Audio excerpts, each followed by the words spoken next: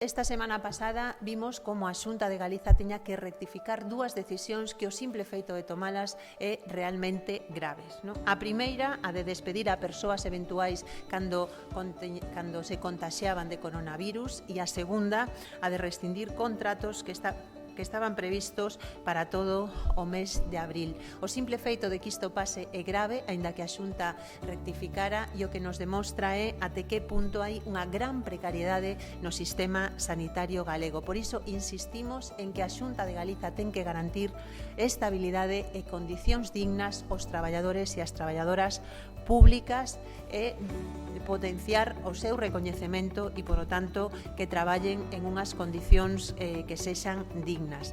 E tamén pensamos que neste momento é urxente reforzar a atención primaria. Viñamos de 11 anos onde a Xunta de Galiza recortou dunha maneira brutal os medios e os recursos de atención primaria. Agora sabemos que van a ser unha peza básica, por exemplo, para poder facer un estudio epidemiolóxico, que van a ter unha carga importante derivada da crise do coronavirus, e nós o que decimos é que hai que reforzar tamén todo o que ten que ver coa atención primaria.